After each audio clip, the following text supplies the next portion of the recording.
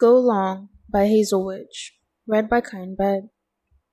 This chapter will be split into two as there is explicit content in the second part. Chapter 2 The Curse, Part 2. It was hard for Izuku to see from his spot on the bleachers, jostled this way and that by an exuberant teenage crowd hyped up on sugary pregame punch. Kirishima had been right. UA were having their best season in years, and the whole school had been buoyant on the excitement for weeks. Every corridor was adorned in school colors, splashes of navy and yellow, a vibrant reminder that football was the school's beating heart. The band had been required at every Friday night game, and Izuku reveled in the part he played in UA's meteoric rise. His trumpet the proud fanfare that heralded the players' arrival. "They're coming out!" Ochako shrieked into his ear, bouncing up and down until the peak of her hat slid down over her eyes.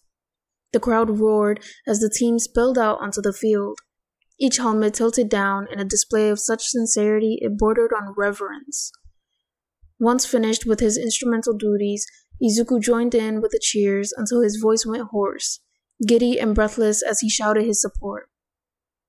All around, the stands fizzled with the anticipation of victory, the sparks of hope that sputtered to life at the season's outset, blazing into great firecrackers of expectation that exploded overhead. And at the center of it was the boy who changed it all. Izuku couldn't look at anyone else when play erupted to life in the first quarter, both sides staring at each other with grim intent as the whistle blew. Katsuki Bakugo was a breathtaking vision in spandex pants, every play quick and calculated, every sprint powered by thighs that straining fabric could barely contain. Izuku gulped.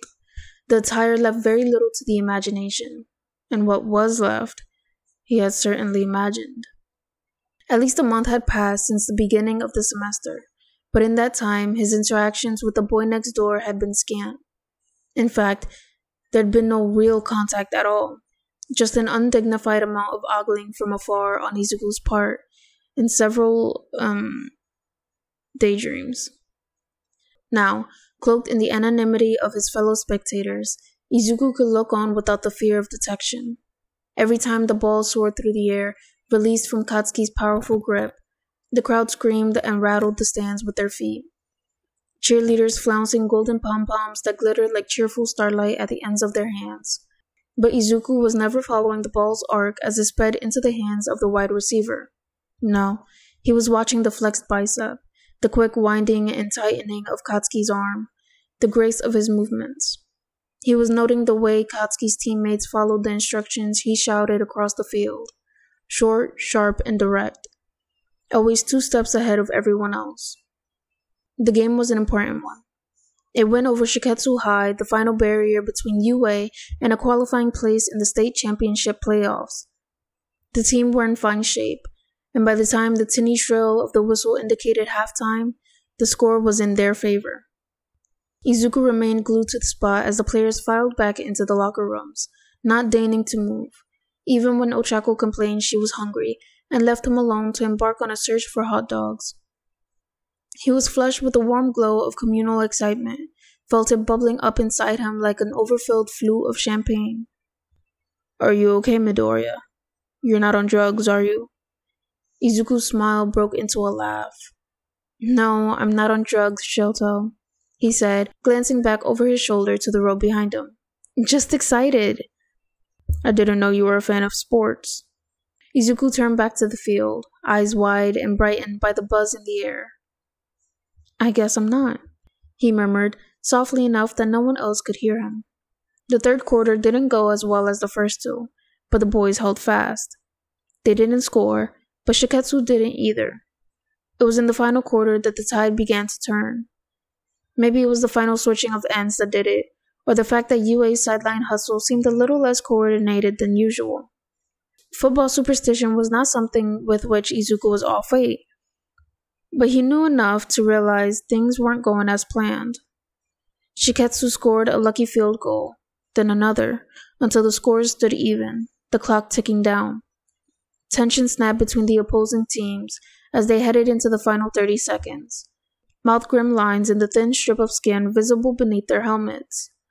Words became curt. Instructions barked as the final drive commenced. Shiketsu piled on the pressure. Kirishima snapped the ball back between his legs, Katsuki ready to snatch it from the air. His head twisted this way and that, searching for an opening, but penned in on all sides. There was no space for him to make a throw. With the clock almost at 0 and Yue's offensive line collapsed, Katsuki made a last scramble, a final-ditch attempt to secure Yue the victory. He faked once to the right, a Shiketsu player taking the bait and sailing straight through thin air in the opposite direction. Hands made a grab for him, but he spun with the fluidity of a dancer until he was free, ducking out of grasping arms and plunging on ahead. The field lay open before him, 100 possibilities ripe for the taking, and with the ball tucked firmly in the crook of his elbow, he bolted. The clamor of the crowd built with every length of space he cleared, a deafening crescendo that left Izuku's ears ringing as they watched. Come on, he urged, body swallowed up on all sides by the heated press of limbs against his own, the collective intake of breath catching in his throat. It was all a rush and blur of color and noise, heavy feet pounding the earth, Katsuki's legs working like pistons of a steam train as he made ground. Every stride took him closer to a touchdown, to Shiketsu's defeat. He was going to make it. But out of the corner of Izuku's eye, he spotted movement. A linebacker, bulging with muscle and twice Katsuki's size, was cutting diagonally across the field. The trajectory of the charge scheduled to intercept the quarterback at a thundering pace. Eyes flicking between them, a wave of panic sloshed in Izuku's stomach. Katsuki's head was down, eyes facing forward, gaze utterly transfixed, and nothing but the wind in his sights. On your left! Izuku shouted at the top of his lungs. On your left! But it was no use. His voice lost against the screeching of the spectators, the linebacker closing in. The impact would send him flying if they hit at the speed, would do unavoidable damage at the rate they were set to collide. Izuku's heart leapt from his chest, to his throat, to his mouth, mind flooding with the image of Katsuki soaring through the air, the sickening crunch that would echo through the stands as he made contact with the ground. Powerless to do anything but watch, his eyes followed the beautiful boy next door as he ran headlong into what Izuku was sure would be a life-altering fate. In the space of what could only have been a few seconds, the rest of the crowd caught on, adding their own futile warnings to the furor. 5 strides apart. 4 strides apart. Closer they drew.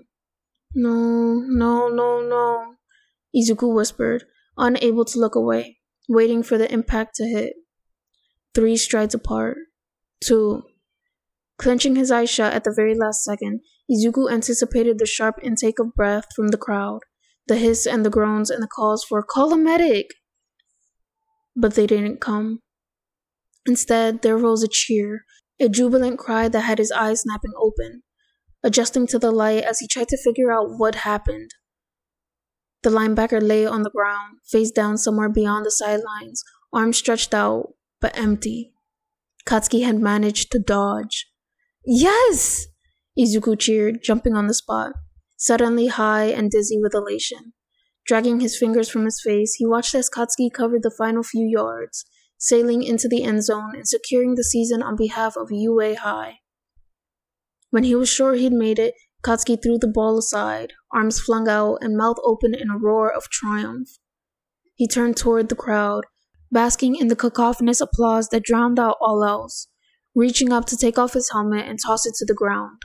Before Izuku could get a proper look, he was swept up by his teammates, disappearing beneath a bundle of bodies as players streamed in from all directions, crashing together and enveloping one another in a single celebratory mass. Then, they were lifting him, setting him up on their shoulders like the float at a parade. Katsuki crowed from his throne atop the tangle of hands that steadied him, sweat-glistened face lit up by the floodlights, golden hair a gilded crown around his brow. He was so unbelievably beautiful, and so unbelievably out of Izuku's league.